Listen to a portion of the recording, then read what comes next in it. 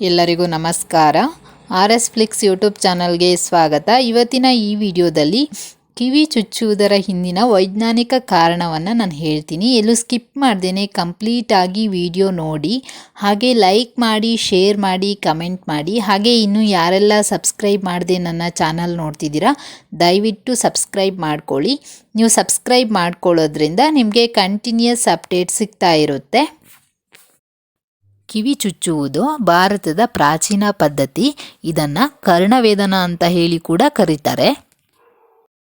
ಕಿವಿಯನ್ನು ಚುಚ್ಚಿ ರಿಂಗು ಅಥವಾ ಕರ್ಣಕುಂಡಲ ಅಥವಾ ಟಿಕ್ಕಿಯನ್ನು ಹಾಕೋದ್ರಿಂದ ಮುಖದ ಅಂದ ಹೆಚ್ಚುವುದಲ್ಲದೆ ಇನ್ನು ಹೆಚ್ಚಿನ ಆರೋಗ್ಯ ಲಾಭಗಳು ಸಹ ಇದೆ.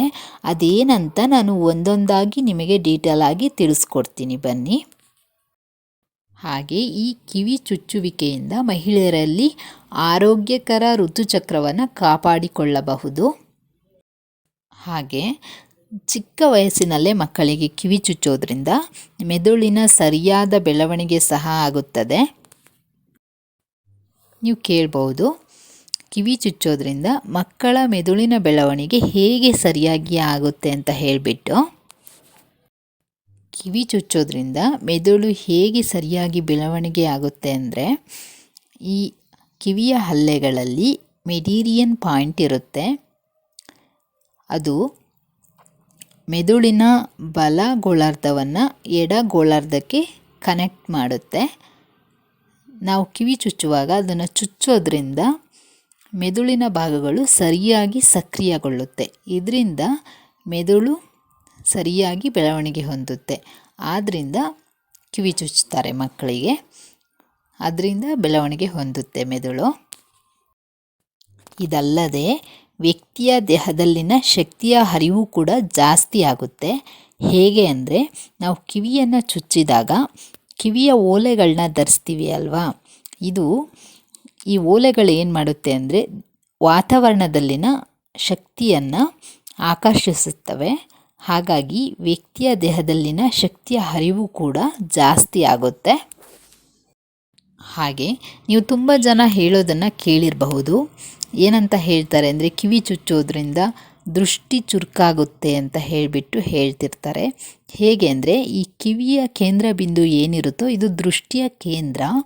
ಹಾಗಾಗಿ ಈ ಬಿಂದುಗಳಿಗೆ ನಾವು ಒತ್ತಡವನ್ನು ಹಾಕೋದ್ರಿಂದ ದೃಷ್ಟಿನೂ ಕೂಡ ಸುಧಾರಿಸುತ್ತೆ. ಹಾಗಾಗಿ ಹೇಳ್ತಾರೆ, ದೃಷ್ಟಿಯ ಚುರುಕುತನಕ್ಕೆ ಕಿವಿಯ ಬಿಂದು ಪೂರಕ ಅಂತ ಹೇಳಿಬಿಟ್ಟು ಹೇಳ್ತಾರೆ. ಅಲ್ಲದೆ ಈ ಕಿವಿ ಚುಚ್ಚೋದು ಕಿವಿಯ ಆರೋಗ್ಯಕ್ಕೂ ಕೂಡ ತುಂಬ ಒಳ್ಳೆಯದು. ಹೇಗೆ ಅಂದರೆ, ಕಿವಿ ಚುಚ್ಚುವ ಈ ಬಿಂದುವಿನಲ್ಲಿ 2 ಅಗತ್ಯ ಆಕ್ಯುಪ್ರೆಷರ್ ಪಾಯಿಂಟ್ಗಳು ಸಹ ಇದೆ. ಯಾವುದ್ಯಾವುದಂದರೆ, ಒಂದು ಮಾಸ್ಟರ್ ಸೆನ್ಸರ್, ಮತ್ತೊಂದು ಮಾಸ್ಟರ್ ಸೆರೆಬ್ರಲ್ ಅಂತ ಹೇಳಿಬಿಟ್ಟು 2 ಪಾಯಿಂಟ್ ಇದೆ.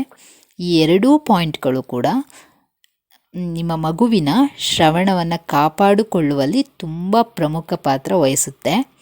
ಹಾಗಾಗಿ ಇವುಗಳ ಮೇಲೆ ಒತ್ತಡ ಹಾಕುವುದು ರೋಗ ಲಕ್ಷಣಗಳನ್ನು ನಿವಾರಿಸಲು ಸಹ ಇದು ಉತ್ತಮ ಅಂತ ಸಹ ಅನೇಕ ತಜ್ಞರು ಕೂಡ ಹೇಳಿದ್ದಾರೆ. ಈ ಕಿವಿಯನ್ನು ಚುಚ್ಚೋದ್ರಿಂದ ವ್ಯಕ್ತಿಯ ಜೀರ್ಣಕ್ರಿಯೆ ಕೂಡ ಸುಧಾರಣೆ ಆಗುತ್ತದೆ. ಹಾಗೆ ಈ ಕಿವಿ ಚುಚ್ಚುವಿಕೆಯಲ್ಲಿ ಅರ್ಧನಾರೀಶ್ವರ ತತ್ವವನ್ನು ಅನುಸರಿಸಲಾಗುತ್ತೆ. ಏನಂದರೆ, ಪ್ರತಿ ವ್ಯಕ್ತಿಯ ದೇಹದ ಬಲಭಾಗ ಪುಲ್ಲಿಂಗ ಹಾಗೆ ಎಡಭಾಗ ಸ್ತ್ರೀಲಿಂಗ ಎಂದು ನಂಬಲಾಗಿದೆ. ಇದು ಅರ್ಧನಾರೀಶ್ವರ ತತ್ವ. ಹೀಗಾಗಿ ಹುಡುಗಿಯ ಕಿವಿಗಳನ್ನು ಚುಚ್ಚಿದಾಗ ಎಡ ಕಿವಿಯ ಮೊದಲು ಚುಚ್ಚಲಾಗುತ್ತೆ. ಹಾಗೆ ಮತ್ತೊಂದೆಡೆ ಹುಡುಗನ ಕಿವಿಯನ್ನು ಚುಚ್ಚುವಾಗ ಮೊದಲು ಬಲ ಕಿವಿಯನ್ನು ಚುಚ್ಚಲಾಗುತ್ತೆ.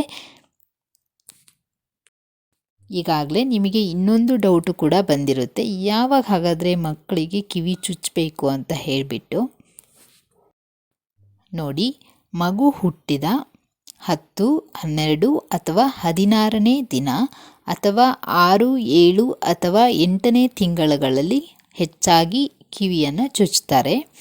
ಅಥವಾ ಹುಟ್ಟಿದ ವರ್ಷದಿಂದ ಯಾವುದೇ ಬೆಸ ವರ್ಷಗಳಲ್ಲಿ ಇದನ್ನು ಮಾಡ್ತಾರೆ.